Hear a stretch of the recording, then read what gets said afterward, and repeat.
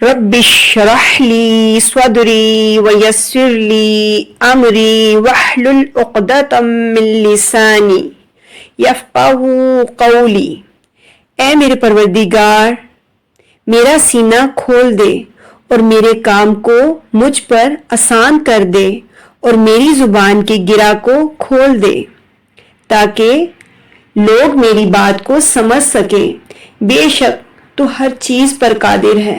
السلام علیکم ورحمۃ اللہ وبرکاتہ۔ آج کی کلاس میں ہمارا ٹاپک ہے حمزہ وصل۔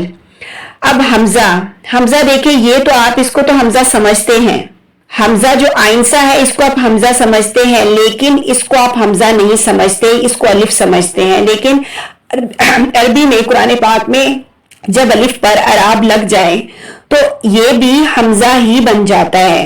تو آج ہمارا ٹاپک ہے حمزہ وصل۔ اعوذ باللہ من الشیطان الرجیم، بسم اللہ الرحمن الرحیم۔ بہت سارے لوگ کنفیوز ہوتے ہیں کہ حمزہ، الف اور یہ حمزہ، ان کی ہم پہچان کیسے کریں۔ حمزہ تو آپ کو سمجھ میں آ جاتا ہے کہ یہ حمزہ ہے، کیونکہ آئین سی شکل آتی ہے تو ہم سمجھ جاتے ہیں، لیکن حمزۃ الوصل کو سمجھنا مشکل ہے۔ حمزۃ الوصل جو ہے، پہلے وہ ان کا مخرج ایک ہے کی ادائیگی ایک ہے، صرف فرق ہے تو صرف فزیکل۔ یہ چھوٹو جی ہیں اور یہ لمبو جی ہیں، صرف ان کا یہی فرق ہے، باقی ان کا کوئی فرق نہیں ہے۔ تو چلیے اب بات کرتے ہیں حمزہ وصل کی۔ حمزہ وصل کیا ہے؟ وصل جب آپ کو الف خالی ملے، جیسے کہ نہ تو اس پر زبر ہے، نہ جزم ہے، نہ پیش ہے، کوئی حرکت نہیں، بالکل خالی ہو، تو وہ حمزہ وصل ہے۔ الحمدللہ رب العالمین، یہاں پر ہم نے وقف کیا، ٹھیک ہے، یہاں پر ہم نے وقف کیا تو ہم نے کیا پڑھا؟ الرحمن الرحیم، وقف کیا، عالمین، الرحمن الرحیم۔ لیکن جیسے ہی ہم نے یہاں پر وقف نہیں کیا، ہم نے وصل کیا۔ کیسے؟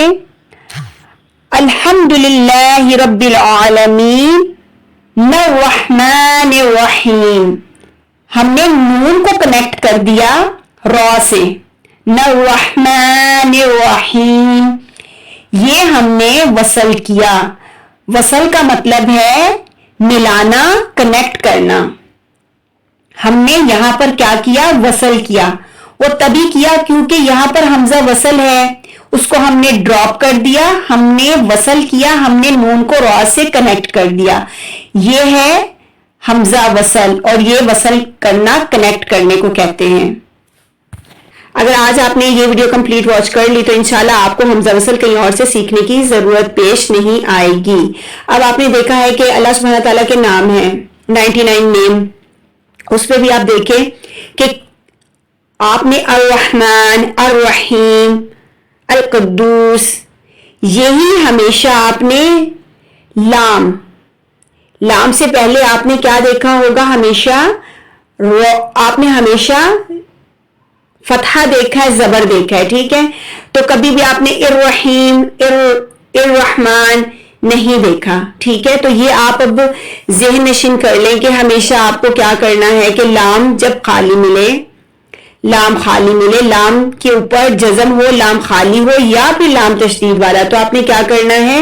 آپ نے زبر لگانا ہے، ٹھیک ہے۔ اب یہ لام تو فائنل ہو گیا کہ آپ نے وہاں زبر ہی لگانا ہے۔ اب آ جائیں آپ سیکنڈ جو ہے، یہاں پر جو ورب ہے، فعل ہے، اس کا تیسرا جو آپ کو حروف ملتا ہے نا، تھرڈ لیٹر جو آپ کو ملے گا، آپ نے وہاں پر دیکھ لینا ہے کہ کیا اعراب لگا ہے، تو آپ نے وہی حرکت فرسٹ لیٹر کو دینی ہے اور اس کو پڑھنا ہے، ٹھیک ہے۔ یہ میں ویڈیو پہلے بھی بنا چکی ہوں اس پہ، تو ہو سکتا ہے کہ آپ نے وہ دیکھی ہو۔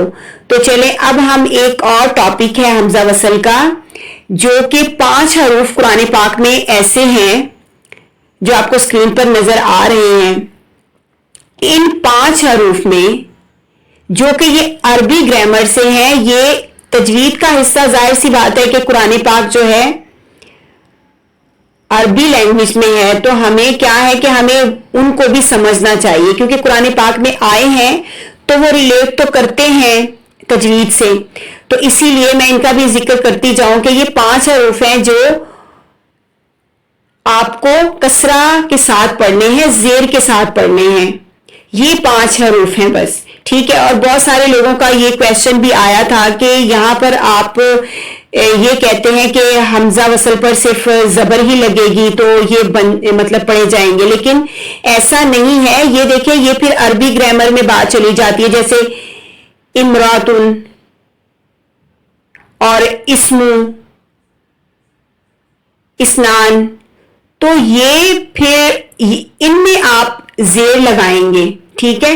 یہ پھر عربی گرامر میں بات چلی جاتی ہے، لیکن یہ ہے کہ یہ قرآن پاک میں یہ لیٹرز آتے ہیں، ایسے حروف آتے ہیں، تو وہاں پر آپ کو زیر لگانی ہے۔ تو انشاءاللہ ملتے ہیں نیو ٹاپک کے ساتھ، دعا میں یاد رکھیے گا۔ اللہ حافظ۔